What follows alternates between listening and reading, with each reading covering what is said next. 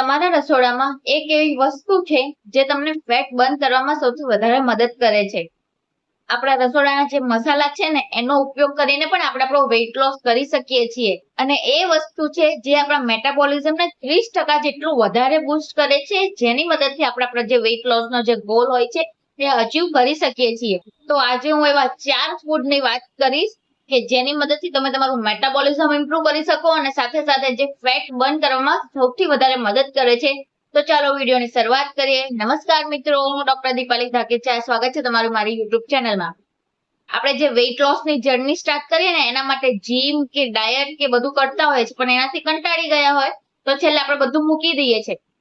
પણ વેઇટ લોસની જર્નીની શરૂઆત આપણે જે ખાવાની જે પ્લેટ હોય ને એનાથી થાય. 80% વેઇટ લોસ આપણે ડીશથી કરી શકતા હોય છે, બાકી 20%માં જીમ અને ડાયટ આવતું હોય. પણ એનાથી આપણે કંટાળી ગયા છીએ, તો એ લોકો માટે તો આ વિડીયો ખાસ છે. તો તમે આ 4 વસ્તુનો યુઝ કરીને તમે તમારું વેઇટ લોસ ઝડપથી અને સારી રીતે કરી શકો છો. તો એમાંનું સૌથી પહેલું ફૂડ છે એ છે મગની દાળ. મગની દાળને તમારા ડાયટમાં એડ કરવાની સૌથી વધારે જરૂર છે, કારણ કે વેઇટ લોસ માટે ખૂબ જ ઉપયોગી ફૂડ છે. કારણ કે તે લો કેલેરી અને હાઈ પ્રોટીન ડાયટ હોય છે. કારણ કે રિસર્ચ એવું બતાવે છે કે જે પ્રોટીન બેઝ ફૂડ હોય જેવા કે મગની દાળ છે એ આપણા મેટાબોલિઝમની 80 થી 100 કેલેરી પર ડે જેટલી વધારે બૂસ્ટ કરે છે. અને પ્રોટીનને બચાવવા સૌથી વધારે એનર્જીની જરૂર પડતી હોય છે, અને જેના લીધે પ્રોટીનને પચાવવા માટે સૌથી વધારે કેલેરી યુઝ થતી હોય છે. માટે તમે મગની દાળનો ઉપયોગ કરીને તમે તમારું વેઇટ લોસની જર્ની સ્ટાર્ટ કરી શકો છો. અને સાથે સાથે તેમાં હાઈ ફાઈબર રહેલું છે.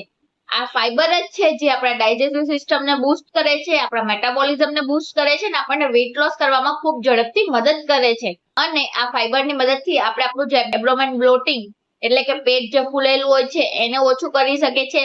લાંબા ટાઈમ સુધી આપણને પેટને ભરેલું લાગે છે અને જેના લીધે આપણે ઓવર ઇટિંગની જે ટેવ હોય છે એને પણ આપણે છોડી શકીએ છીએ.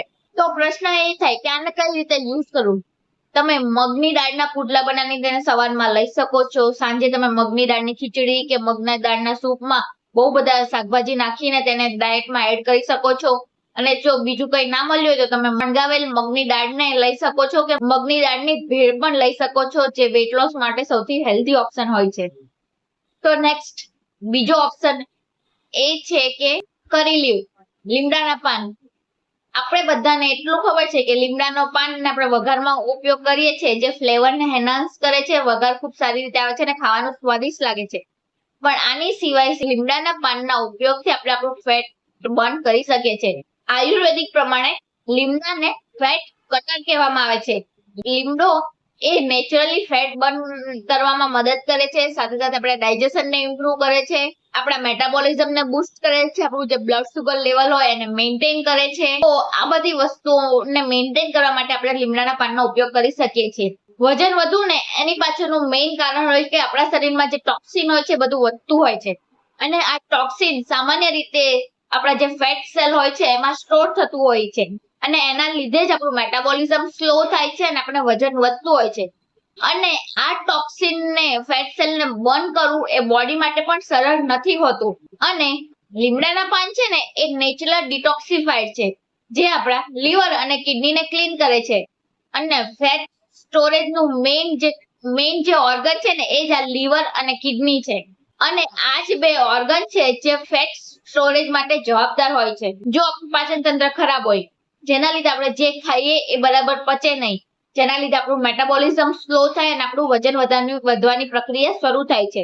લીમડાના પાનમાં ફાઈબર અને ડાયજેસ્ટિવ એન્ઝાઇમ રહેલા હોય છે, જે ડાયજેસ્ટિવ જ્યુસના પ્રોડક્શનને સિક્રેટ કરે છે અને આપણું ખાવાનું બરાબર પચાવે છે. અને જે એક નેચરલ લેક્ઝેટિવ તરીકે કામ કરે છે, જે આપણા બેલી ફેટને ઘટાડે છે, આપણા પાચન તંત્રને સુધારવામાં મદદ કરે છે અને સાથે સાથે આપણે ડાયજેશનને પણ ઇમ્પ્રૂવ કરે છે.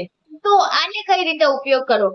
આપણે દાળ શાકના વઘારમાં કે ચટણીમાં કે છાશમાં લીમડાનો ઉપયોગ કરી શકીએ છીએ. આની સિવાય તમે લીમડાના પાનની ચા બનાવીને પણ લઈ શકો છો. તેના માટે 10 થી 15 પાનને 1 ગ્લાસ પાણીમાં 5 થી 10 મિનિટ સુધી ઉકાળવું, પછી એ પાણીને ખાલી પેટે કન્ઝ્યુમ કરવું, જેના મદદથી આપણે આપણા વેઇટ લોસ ખૂબ ઝડપથી કરી શકીએ છીએ. તો નેક્સ્ટ ત્રીજો ઓપ્શન છે એ છે તજ, સિનેમમ. નવાઈ લાગી ને કે તજ કઈ રીતે ઉપયોગમાં આવે. તજ એ ખાલી એક મરી મસાલા જ નથી, આ એક પાવરફુલ ફેટ બર્નર છે.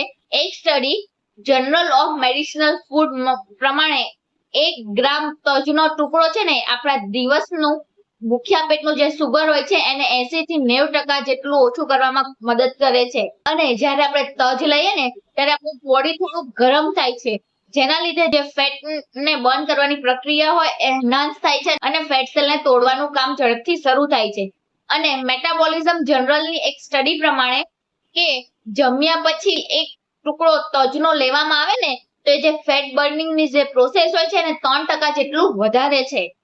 આપણે તજને દાળ શાકના વઘારમાં તો યુઝ કરતા હોય, પણ આની સિવાય એનો પાવડર બનાવીને 1 ચપટી જેટલો પાવડર સવારે ઉઠીને ગરમ પાણી સાથે લેવામાં આવે તો એ આપણા ફેટ બર્નિંગની પ્રોસેસને ખૂબ ઝડપથી એન્હાન્સ કરે છે.